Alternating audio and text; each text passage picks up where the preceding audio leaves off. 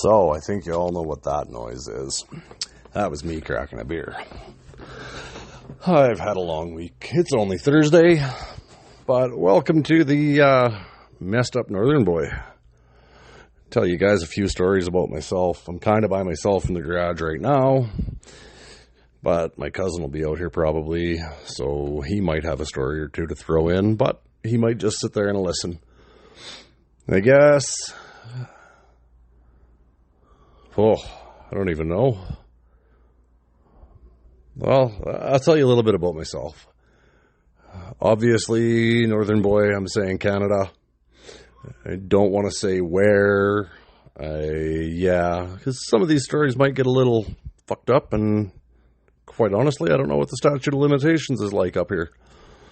So, I started drinking pretty heavy at about 15. Started smoking pot about 16.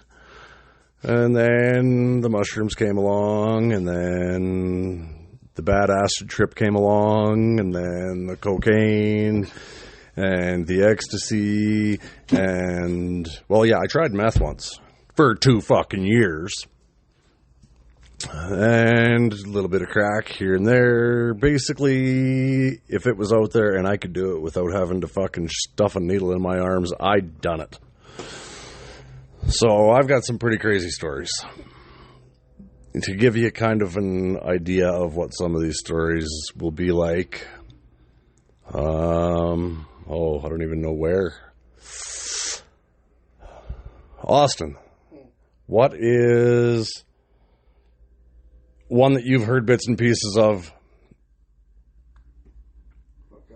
You can't even think of one? They probably can't hear you because you're talking like a little girl over in the corner. No, don't know one. Oh, he's not going to tell any. But now I'm clean, sober. I drink occasionally. Like, that was a beer. You heard crack at the very beginning there. And like it says in the description here, it's going to be me and friends having beers, talking about old stories and stupid shit we did. I'm going to try and keep everybody's real names out of it and the real towns. And just so you're aware, some of these stories could be complete and total horseshit. But most of them are true. I don't like telling lies. Can't stand fucking liars, to be honest with you. But I guess I'll start with this one. No, I don't want to start with that one. Yeah, I'll start with that one. So, there was Dodge Dakota. I think it was 94-ish. I picked it up for free. Did a little bit of work to it. Was going to use it as a daily driver. Got liquored right up. This one was actually only about 10 years ago at most. I don't even think it was that long ago. So I still get out of hand once in a while, but not very often. So we're going out to the local 4x4 area. It's a big sand pit and big mud pits and lots of muskeg. Well, I probably shouldn't have been driving, and the people that were with me, I know damn well shouldn't have been driving. And then that friggin' thing with that little 5.2 Magnum in it started overheating. That was why I picked it up for free, is it needed a head gasket. But we were so drunk, we just dumped water into it and kept on going. Allegedly. And we got about halfway to the area we were going to play in, and it overheated real bad, and there was no fluid left because it was going straight into the oil. So we pulled over on the side of the road, and I think it was me, but I'm not sure, that scaled down the concrete around the creek to go down and fill the water out of a milk jug or empty pop bottle or something that was in the box of the little Dakota. Dumped it in. That didn't help. Dumped it all over the top of the motor. Went back for some more. Did that a couple of times. Got it cooled down. Got it fired back up. And off we went. And got into the area we were having fun at. and if I remember correctly, the motor started pinging and tinging real bad. Like I said, I was pretty inebriated. And so the motor was completely pooched. And instead of trying to tow it out of there, one of the people I was with decided that we should just leave it. And somehow it engulfed itself in flames. And I honestly don't remember how the hell I got back to my home that night. But the biggest thing that pissed me off about it was all my towing gear for towing guys out when they got stuck out there in that 4x4 park, we'll call it now, was in the back of that little Dakota, and I lost it all. I'm talking like 150 feet of the big heavy-duty semi-tow ropes. I think that was probably the biggest thing that pissed me off about that whole night. And my cousin's looking at me, and he's just smirking away. I'm not sure. I think he might have been there that night. Were you there that night? I think so. He says he thinks so. Yeah, it was that night was kind of a blur. There was this great, big, tall guy that I was friends with for a lot of years. Haven't seen him for a while. He got back into the dope. Call him Stretch, I guess. He was there. I think it might have been him that lit the truck up. I don't really remember 100%. But I haven't seen him for a long time. I actually kind of wonder what that big, tall, gangly fuck's up to. He, like me, he got out of everything for a while, and then he was doing good. And then he had a kid, and then he started doing a bunch of fucking weird shit. Actually, one of the last times I saw him would have been 7 years ago. Yeah, right after his woman kicked him out. And we started drinking at my place on one side of town. And it was just beers and beers and beers. And we got bored sitting there. And a couple of the guys we worked with for Hydrovac Company phoned us and said, "Hey, we got ecstasy. You guys should come over." And I looked at Stretch because he's like, "We should go over there." I said, "Well, I'm not driving." Stretch says, "Well, I'm not fucking driving." So these two Acadian French guys from out in Eastern Canada, funny motherfuckers they were, come over and they pick us up, take us back over to their apartment. And they're telling us this is ecstasy. And I look at it, and it's gel caps. I just started laughing. Pure MDMA, well, as pure as you can get this far north in Canada, because it's been stepped on a million friggin' times by the time it gets to us. By the time it gets to the guys that we buy it from, and then the guys that we buy it from step on it some more. But anyways, we had a little bit of that, and they had some mushrooms, so we each had probably, I'll say, at least 2 grams of mushrooms on top of it, plus all the booze. And well, as I'm sure you'll hear later on in another episode, that I don't do so well with sitting down when I'm doing mushrooms and staying in one place. I like to wander. And Stretch was the same way. So we started wandering, and there was one stretch for about probably 30 blocks, maybe more city blocks, that both of us just completely blacked out, came to laughing, and had no clue how long we had been walking or if we stayed straight on that road. But we were close to a clubhouse of a local MC. I definitely will not mention the name. And we had friends that were involved with that, so we decided that we were going to swing in there and have a drink. Well, I went in there, and one of the guys that I knew there was actually renting a room for me and my wife at the time.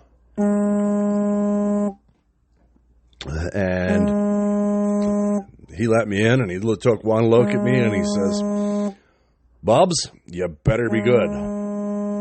That was one of my nicknames over the years, was Bubbles, Bubs. And I said, well, of course I'll be good. Let's call him Cadillac Tramp, because that was his DJ name for a long time. So he went up to the upstairs area where it was off limits to the public, and I sat down at the bar, and I ordered myself a beer from one of the not full members, but I think he was maybe just a hang-around at the time. I don't remember. And I was so out of it, I talked to him for a second, and Stretch was sitting next to me, and he was trying to pick up some girl that, yeah, definitely didn't do it for me. I'll put it that way. He liked his women a little on the short and large sides. Like, normally 5'5", and yeah, a little larger. But he was failing miserably at that because he was so far out of it. And I remember the one guy sitting next to me, he looked at the guy that was running the bar. I think he was a hang-around. And he says, "This guy sitting next to me is just out of it. Should he be here? Is he okay to be in here?" And that hang-around, he just looked at him and he says, "Don't worry about Dave. Don't worry about Bubs. He's good. He might be a little fucked up, but he's all right." And then Cadillac Tramp, I didn't see him coming, but the hang-around did. He seen him coming down the stairs. He was coming to talk to me and make sure I was all right.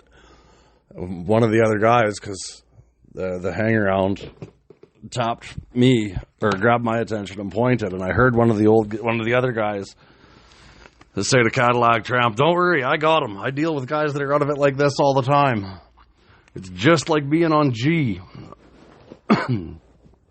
So he walked down and he sits down next to me, and I'd met the guy maybe once or twice. So he sat down and started talking to me, and it was like I snapped right out of it.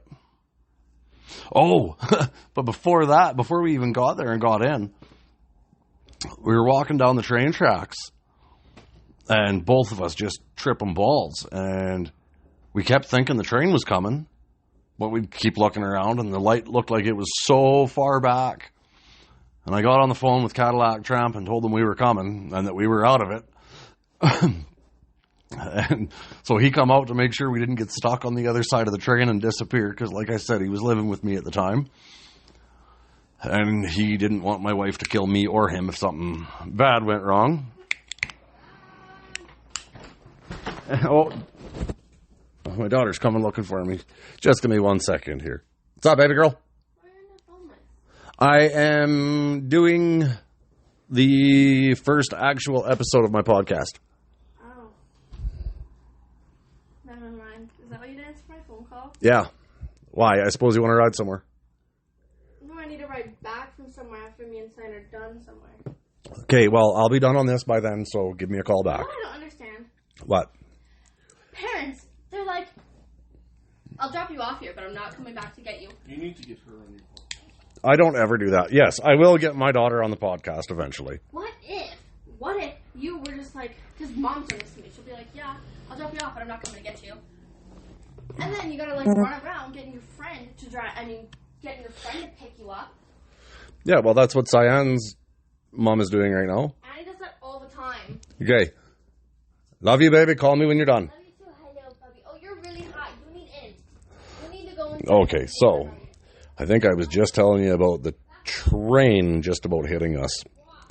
It might have been a long ways away, but I vividly remember the train guys honking and waving and yelling at us we were idiots, and having a bunch of guys out in front of the clubhouse and making sure we didn't get hit. And then we continued on our way after we left there, after that guy sat down next to me, and I snapped right out of it. Cadillac Tramp come over, sat down, said, "You got to hang around here. When I'm done for the night, I'll take you home." And about 5 minutes later, after I finished, I think it was another beer, me and Stretch, we just fucking disappeared. Grabbed the little hang around. I wish I could remember if he had a nickname. I don't think he did. It won't matter. I can say his name. Little Tim. And he let us out. And he said, do I need to tell Cadillac Tramp?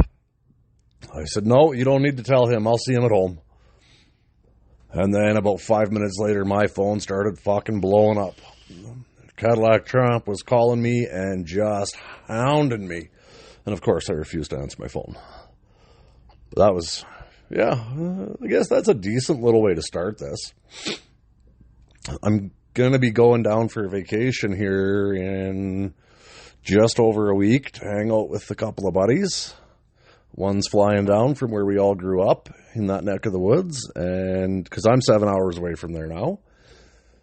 And the other one lives, holy, I'm not even sure how far that would be away from home. But I'm in Saskatchewan now, and he is in BC. So the three of us are going to get together, and I'm going to see if I can get the boys to sit and have a chat with me and maybe see what kind of stories we can get going on. So hopefully this is something that you're going to be interested in. I'm going to talk to a couple of buddies of mine that do music and a couple of friends I know that are into the podcast thing and try and make this a little better than just talking into my phone. But it should be good. I'm looking forward to this. Trying to think of a way I can end this. Oh, yeah. I think I might have it figured out, but I'm not going to use it yet. I'll wait. So until my next shit show podcast, have fun.